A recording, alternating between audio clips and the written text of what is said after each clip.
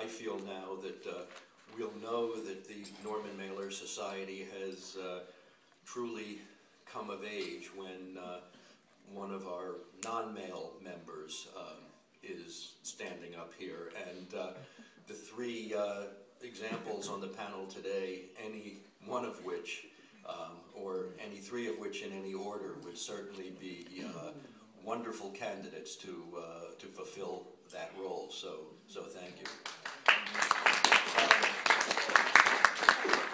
On the subject of baseball, any of you who've talked to me know that I'm dealing with a problem, an ambiguity that even Norman Mailer couldn't work out, which is how do you blow a 6-run lead when you're at home, and how do you have your closer give up 4 runs in the 9th inning when twice in a row you're 1 strike away from victory? And they talk to the Red Sox. Well, they talk to the Red Sox, or I don't know. It's the Cardinals certainly seem to have 9 lives, but it does make me feel, those of us in Washington who've been waiting for this for so long, and we really were the best team in baseball this year, I think all Norman would say is that God and Satan really are at war with each other, and Satan won this time. So I'm trying to be funny about it, but I really am upset. I think it was Mike Lennon who mentioned a review in the New York Times, which, as well as any that I have seen recently, even though it was a review by Pico Iyer of a new book by Dave Eggers, sums up our subject, Norman Mailer, as well as any. I'm going to try to read it from my iPhone if I can. As I say, this is by Pico Iyer, and it's for it's a review of Dave Eggers' new book, A Hologram for the King. And I'll just read the beginning of it because I think it really captures what we're talking about. Where is our new millennium Norman Mailer? It's startling 50 years on to look back at the work of Mailer in the 1960s, from the presidential papers to the armies of the night, and see such unabashed ambition, such reckless audacity, and such a stubborn American readiness to try to save the Republic from itself and bring it back to its original promise. Mailer's very titles, Advertisements for Myself, An American Dream, told us he was on a mission, committed to the transformation of country and self, and even as he gave himself over to unremittingly private and epic meditations on God, the devil, cancer, and plastics, he was also determined to remake this civic order. He ran for mayor of New York City, he tried his hand at directing movies, and in 1955 he helped start an alternative weekly known as The Village Voice. Part of the exhilaration of Mailer was that he cared so ravenously even when he failed. He was shooting for the moon even when he shot himself in the foot. And I just thought that was a wonderful summation of Norman, and one of the reasons that he so appealed to me was because this very successful literary man was willing to take on new challenges all the time and to fail whenever necessary. And I just have one general observation to make, which is we've heard this conference and over the years about Norman Mailer being almost like the modern Henry VIII with his 6 wives and all of these children and all the craziness and the confrontation and the half-brothers and half-sisters and all of that. But what's amazing to me is with all of that, he and those 6 wives managed to raise some amazing children. I mean, they are really all fascinating, talented, kind, interesting people. And so whatever that was all about, and I think our speaker today is going to talk about some of that, he did something right somehow, and so did all of the women he was associated with. What we have today is actually very special. It is the, and I think I can say this, the debut of a new writer who, interestingly enough, has been writing since the age of 10, when she first wrote her first 100-page novella. Again, with this, this generosity and kindness, which I found so indicative of Norman in all the years I've known him. I have to say, and Elizabeth said I could mention it, she is not accepting our honorarium or any expense money, and has requested that it be returned as a contribution to the Mailer Review. So we are all very grateful for that, and very moved by your desire to see your father's legacy continued, and in that way, and also continue it with your own writing. As those of you who have read our bios know, she is a writer. She's working on several projects at once: a memoir, a nonfiction book, and another book of photos and... Well, the nonfiction book is the... Okay, the nonfiction book of vignettes and photos called the Facebook Chronicles. And I suspect before long, once we see these two projects, we probably will see some fiction. She has dealt with her father on writing, and they've sort of gone at each other. Elizabeth describes it as kind of a tough love talk. I think of it, and Mike, maybe you'll give me the right words, but I remember Norman always talking about treating his characters with the phrase I remember is harsh empathy, but I don't remember what the exact phrase is. But being very empathetic with your characters, but also judging them on a complete moral plane. And clearly, this is the kind of relationship that they've had. In the last few days that I've been talking to Elizabeth, I found her to be utterly delightful and charming, very talented and insightful, and as I say, not surprising, because the acorn doesn't seem to fall far from the tree. So Elizabeth, will you please come up and give us your perspective on writing and the world as it is?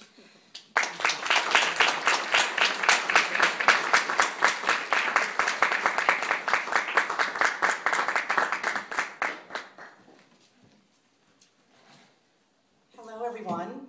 Can you hear me okay? So, as Mark told you, I'm Elizabeth, and my voice sounds so sort of mucusy, but I'm Norman's third-born child. My mother is Adele, wife number 2. You know, let's just get that out of the way. Yes, the one who was stabbed. That's what, you know, the great big pink elephant in the living room.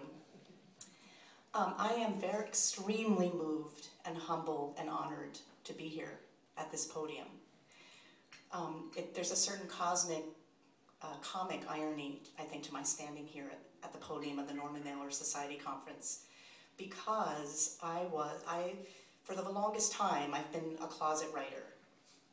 And it took me 22 years to share my writing with my father.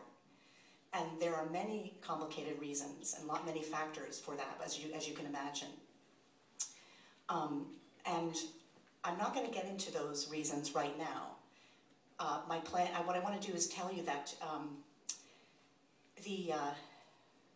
what compelled me finally to show him my work was a phone call from him in May of 2005. He called me with very bad news about his health. I didn't realize the extent of it, but he called to tell me that he had advanced macular degeneration and a 70% blockage, arterial blockage of the heart. And he felt very grim about it. I mean, in one sense he was optimistic, but in another sense he didn't feel the prognosis was good and didn't feel the outcome would be good. He knew at the time of that phone call, he knew I was writing a novel.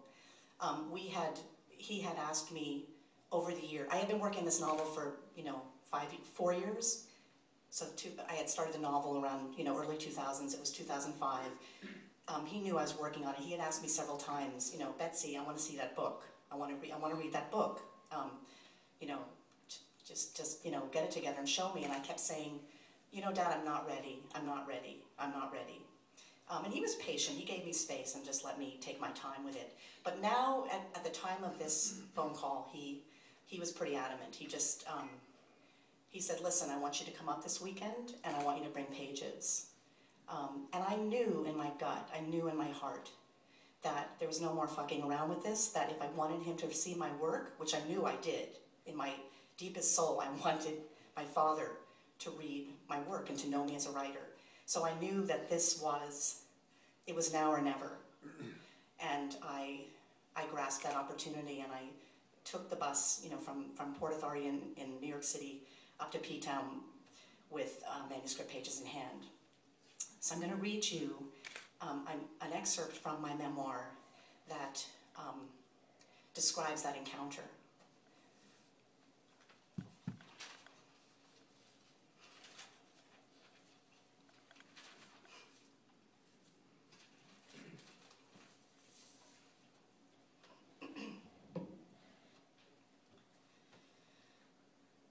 So did you bring me the whole manuscript? My father asked. He sat at his place at the head of the table in the dining room of 627 Commercial Street. I sat to his right. No, Dad, I only brought 200 pages. Why not the whole thing? I'd been dreading that question. Well, I sighed, I've actually written 800 pages, but now I have to say I'm lost. I don't know where I'm going with the plot, I confessed. I had not planned on telling him any of that.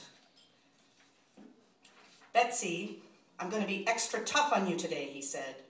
His tone stirred up my anxiety. Listen to me, he continued. I don't give a damn if you wrote 800 or 8,000 pages. Time is your enemy. Finish the book or it'll drag on like this forever. You're right, Dad. I'll aim to give you a finished manuscript in 6 months. I gazed out the bay window at the lighthouse across the water. He sighed loudly, rubbed his forehead with his hands, and leaned his elbows on the table. Listen, darling, he said, and his voice mellowed. You're a boss lady, and I love you, but you're just not hearing me. My eyes are going fast. I may be in very bad shape after the heart surgery, and I really don't think I have much longer. So if you want me to read your whole book, then stop stalling and finish the fucker. I burst into tears. This caught us both by surprise.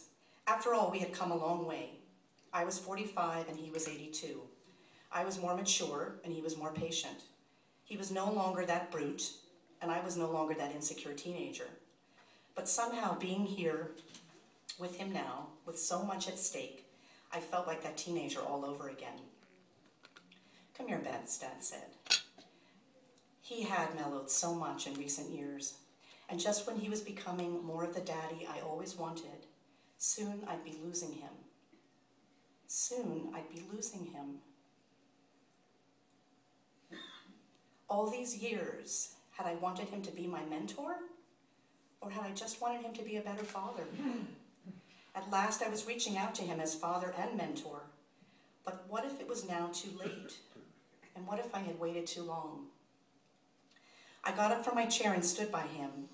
His joints were stiff as he raised his arms and reached up to me like a small child. I bent down and wrapped my arms around his shoulders. His upper back felt brittle. It took all his strength to hug me tightly, but he held me in that moment with everything he had.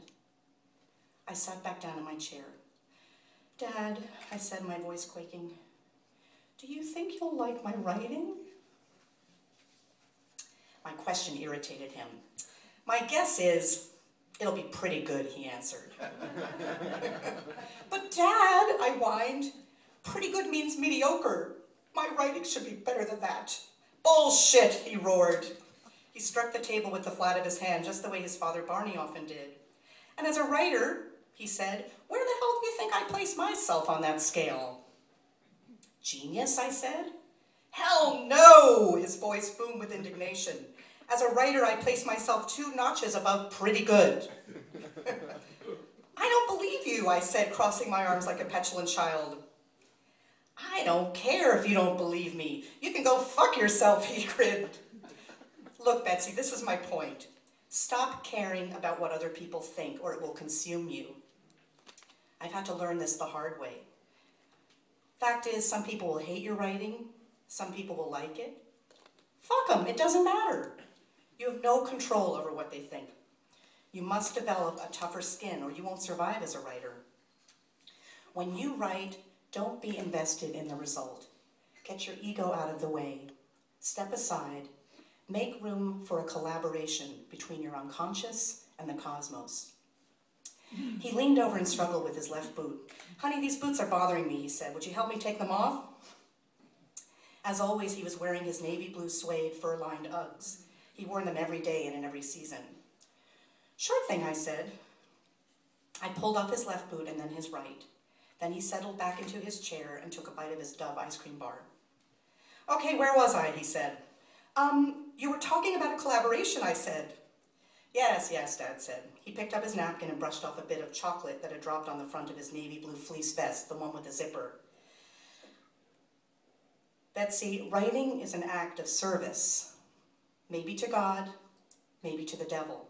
One doesn't always know. Good writing will come out of the drive and discipline of doing it every day. It's damn hard work, but the writing must come first before everyone and everything else, he said. Yes, I thought, that was true for him. But he had paid a price for that. Would I ever put my writing first before everyone and everything else? If so, at what price and at whose expense? My father removed his earphones and set them on the table. They were small, smooth, pink, and cashew-shaped. As he popped them back into each ear, they made a high-pitched whistling sound. Betsy, imagine you're at home and your house suddenly catches on fire and it's burning down to the ground, Dad said. And in a life and death moment, you have to decide between rescuing your spouse or saving your manuscript. Which do you choose? Dad, isn't the answer obvious? You save your manuscript, he said. You're kidding, right? I'm dead serious, he said. That's how driven and selfish and devoted you must be to your work. I laughed out loud, and yet I did get the point. Listen, honey, I'm wiped out. I'm going upstairs to my office to take a little nap. Why don't you bring me those pages around 3 o'clock? I'll be ready to read it at that point, he said. Dad began his slow ascent up the 2 narrow flights to his writing studio in the attic. From where I sat in the dining room, I could not see him, but I could hear his labored breathing as he climbed the stairs off the den, and I heard the dull rhythmic thud of first his canes and then his feet upon each carpeted step. Around 3 o'clock as planned, I went upstairs to the attic. I walked past the banister on my left and the fax machine on my right, the hardly used stationary bike and the weight machines collecting dust, the single bed in one corner and the many shelves crammed full of books on every subject. Dad's office space was just past the bookshelves.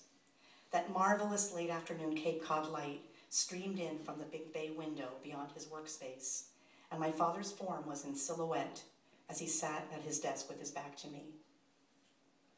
As I approached him, I glanced out the window. I could see the sandbars at low tide, the many old cottages and condos along the beach, and the 2-mile arc-shaped shoreline that ran all the way from the east end to the west end of town.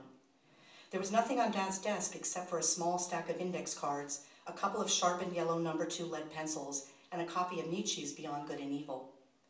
He was, in fact, doing research for Castle in the Forest. Dad, I said, softly tapping him on the shoulder. Here are my pages. Terrific, he said. I'll start reading right away, honey. But listen, since my eyes are bad, it may take hours. That's okay, I said. Now let's have a look, he said. Just then he sounded like a doctor examining a patient. He took the pages and placed them in front of him on the desk. Okay, Dad, I'll see you later, I chirped anxiously. He turned his attention to page 1 of the text. But I wasn't ready to let go of my baby. So I hid behind a bookshelf to the right of Dad's desk so that I could observe him surreptitiously.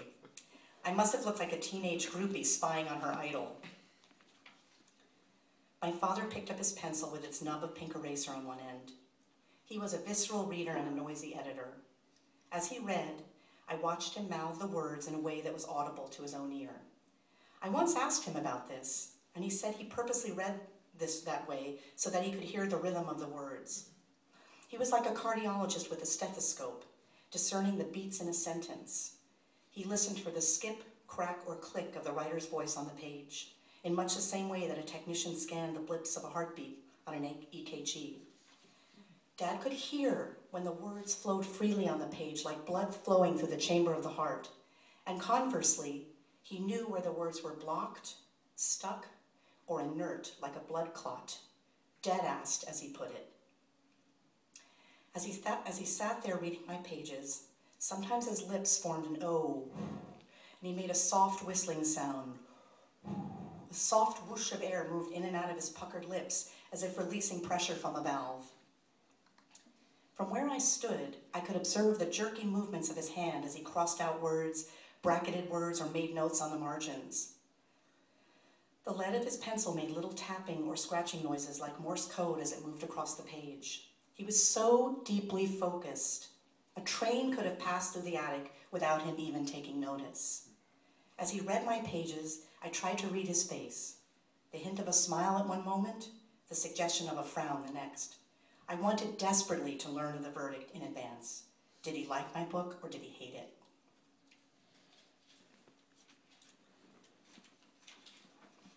After spying on Dad for an hour, I crept down the stairs from the attic to the second floor. I paced back and forth outside the guest room. I studied the family photos on the little table in the foyer. I tried to read a copy of People magazine, but could not concentrate on anything. I tiptoed back upstairs to Dad's office to check on his progress. He was napping on the little bed in the corner. Oh shit! That's awful. My book put him to sleep. I grabbed a sweater and ran the heck out of the house.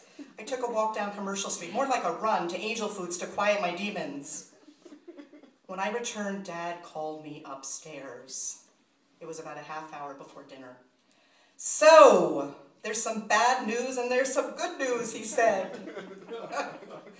The bad news is, your book needs editing. So tomorrow, we'll sit down and I'll go over all the pages with you. My face fell. Then he said, and the good news is, his voice trailed off and he paused a long time to milk the full drama of the moment. He said it again. The good news is, I love it. What? I squeaked. I love your book, he declared. For the second time that day, I burst into tears. Euphoria. Then what he said next, I never imagined I'd ever hear. Well, darling, he smiled. It looks like we have another writer in the family. That's it.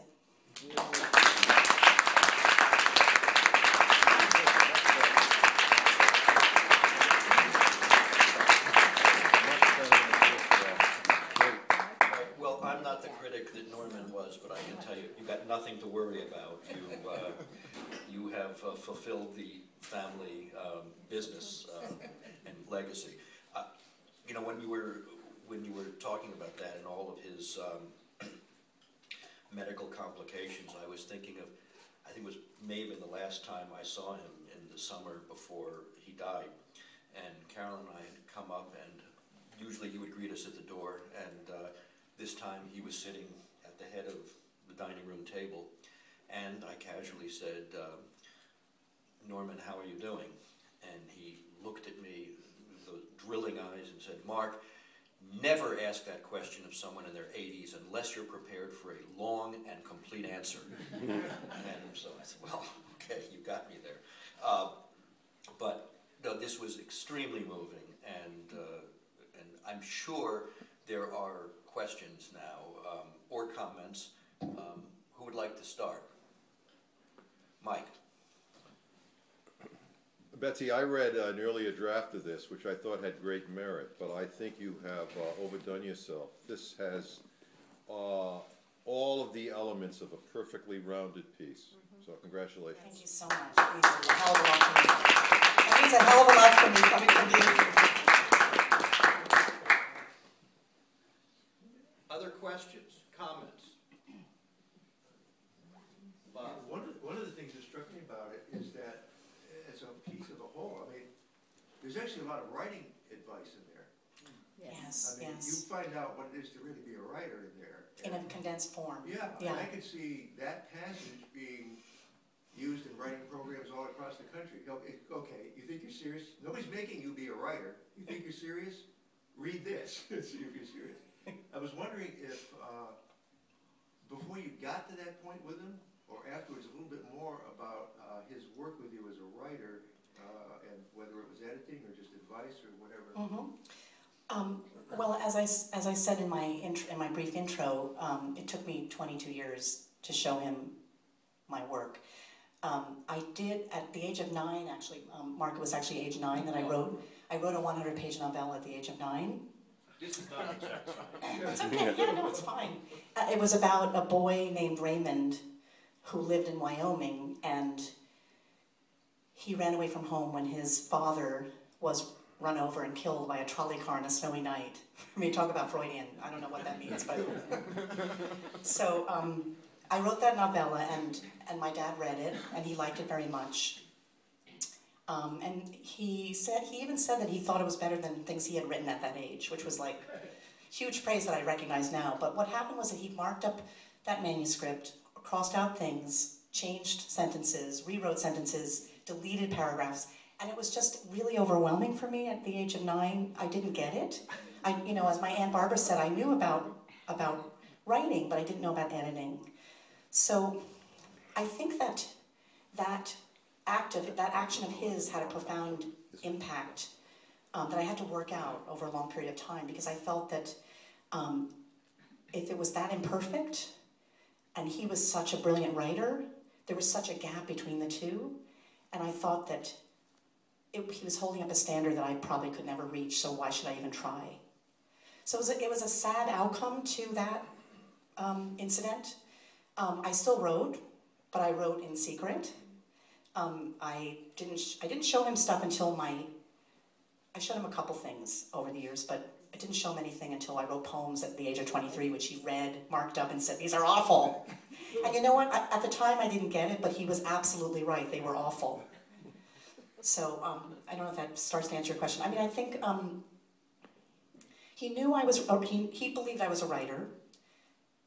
He knew I was writing. He would get cranky because sometimes during the summer I would write letters to friends, and he'd say, "Why are you writing letters to friends? That's a waste. Write another book." But anyway, so he had his own ideas and agenda about how I should be a writer, but I just felt overwhelmed and not ready to really take in his take, to absorb his take and to take his advice.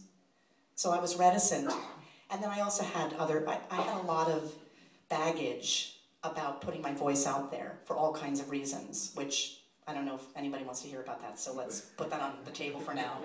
Any other questions? Maishi? Also, I want to say how wonderful it is to hear about the writing, and you've actually formed it like a little drama. I kept waiting, hey, what's he going to say? What's he going to say? What's he going to say? So we really had that wonderful tension in your piece.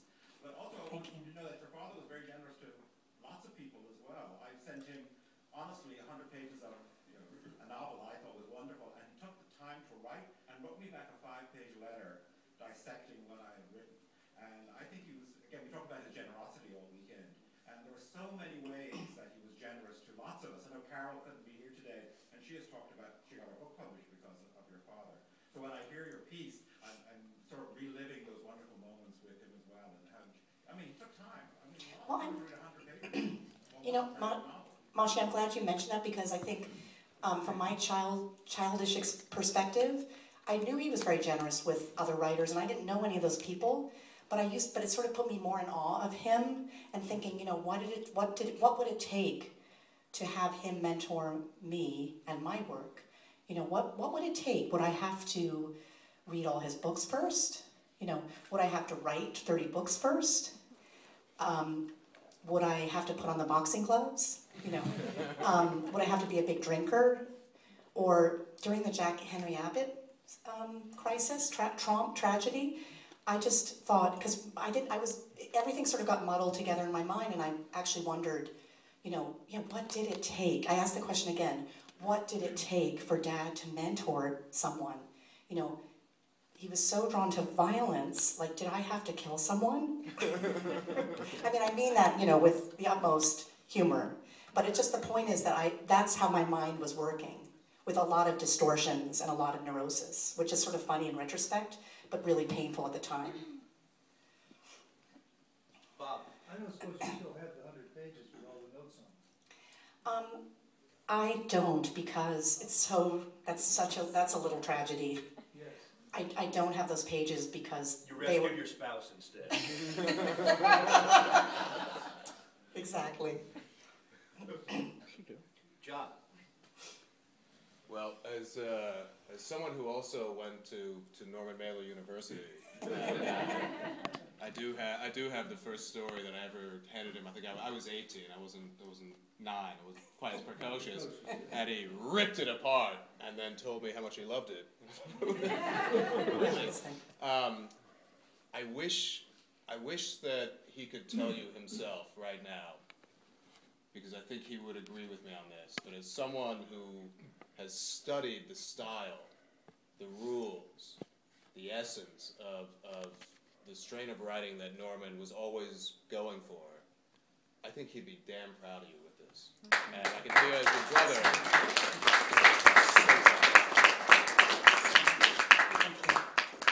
Ron, did you have a question? Yeah, I was wondering if you ever... Stand up, please, so we can... Stand up, Ron. I was wondering if your father gave you his uncensored view of your writing. I wonder if it ever reversed, if you ever gave him an uncensored view of something that he had written. No. That would be too risky. So, I haven't read many of his books, which is odd and kind of maybe disturbing to some of you or bizarre to some of you. There are really complicated reasons for that. But the few books that I did read that I liked, I did tell him. But then the few books that I tried to read,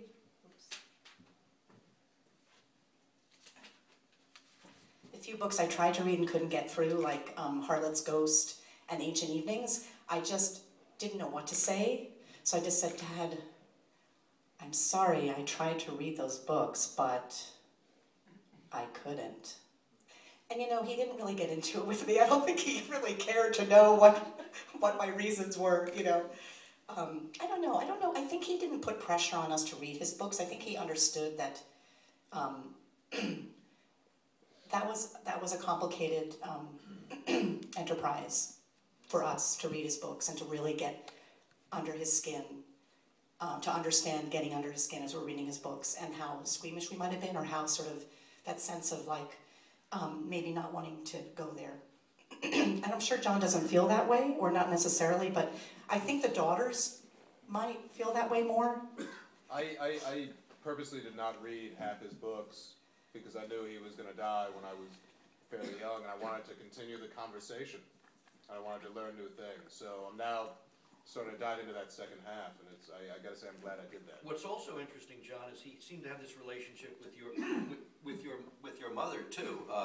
Because she told me about their encounters over her fiction, and as much as I love your father and his work, I really think that your mom's books were much better off without his editing. I think she would agree. Any other questions? Well, as a matter of fact, I think a story that probably nobody here has heard in the family. When I was 13, I had written a short story. Norman was in college then, and I sent it to him. And he was very, very complimentary about it, but he also made all these corrections on it. And when we were at the symposium in Austin in 2006, one of the archivists took me up to the archive, and they showed me the copy, which my mother had kept, which was in the archive, of Norman's of my story with Norman's comments on it. And they sent me a copy of it, which I showed to Norman, and then he looked at it. This is, 60, 70 years later. And he said, God, he said, I was a horse's ass. The earlier years. I'd like to ask you a question, Elizabeth. Now that, I think it's very interesting, you've made it clear that writers write and publish when they're ready. Now that you have done this, now that you've essentially come full circle, what's next for you professionally? I mean, do you see fiction again in your future as in your past, and what else do you want to do now?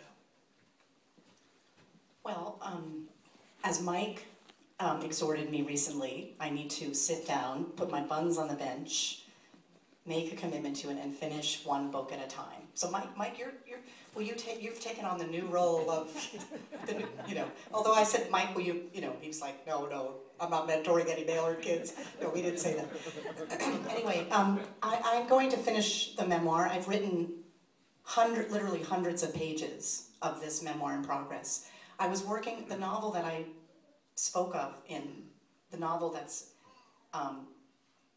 the subject of the excerpt I just read, when I continued working on it, and then Dad got very sick, and really sick in August 2007, like gravely ill, and I was so overwhelmed by the reality that I would be losing him, that I started to write about his dying, and I wrote about his death, and I wrote about particularly the year that was so raw and so poignant and so powerful, the year after he died, that I wrote 800 pages from August 2007 to June 2008, and I put the novel on hold, and those 800 pages were were the start of this memoir. And I have an agent. I showed her.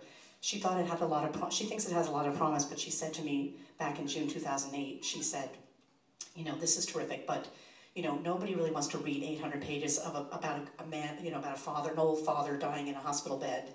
So I would like you to expand on this, and I want to see flashbacks. I want you to come into a core of understanding about what you really want to say in this memoir about your relationship with your father, and flesh that out and expand on that.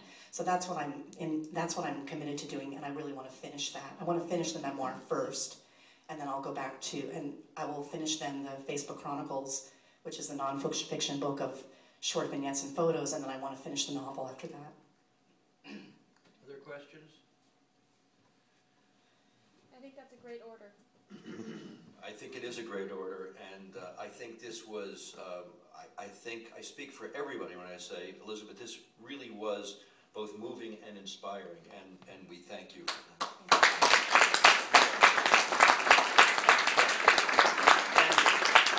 I think we've had a terrific conference so far, and I'm going to ask David Light just to come up here and give you the schedule for the rest of the day. Thank you so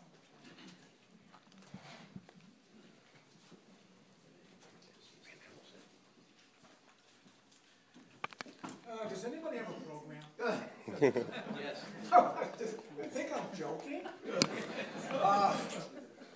We're obviously just concluding the luncheon, and I do want to place the importance of attending a 2:30 presentation by the Wilkes Readers Theater. Bonnie Culver, who had last year, in collaboration with the James Jones Society, as she should because she's the president of that, did the program down in Austin, and did an excellent job. But I bring up Bonnie because in as much as that a few of us are founders of the society, Bonnie is one of the cornerstones of this society, because of the 10 years that our 10th anniversary is this year, and I think it was just the 1 year that Bonnie didn't make a conference because we didn't have the vision of what our conferences would look like. Our first conference was in Brooklyn, and we had all panels, and we had some pretty strong notables. And then we felt it was very important to bring in dramatizations of Norman's work, and readings, and make that put the period at the end of the sentence for each of our conferences. And this year, Bonnie and her group are going to be making a presentation. I believe the theme, Bonnie, is boxing. Yeah, boxing. And she's going to be putting that on with her group at 2:30.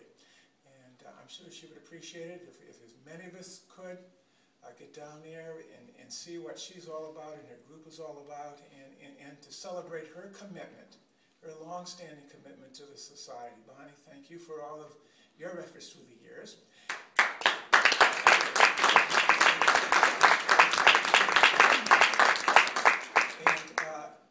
That'll probably be about 45 minutes, then we have an hour break, and then I believe at 4:30 we will be convening at the Mailer Home for a reception there for about 2 hours. Bob Bikini says we still have some champagne left over. About 10 bottles. So Yeah, so we're looking to waste that. The meeting, her reading is going to be back in the Mayflower Room where we've had all of our panels, and that's going to be at 2:30. And then, like I said, we will take an hour off and then mosey on down to the Mailer Home for that reception. And before I say goodbye to everyone, I do want to share one. Elizabeth, I can't tell you how happy I was to have that conversation with you the other night. And you're sharing me of Norman's final words with you. Can I see what he said to you? Absolutely. That's the last 3 words he said to me. The last 3 words that Norman said to Elizabeth was, "Finish the fucker." Thank you, Elizabeth. Thank you, everyone.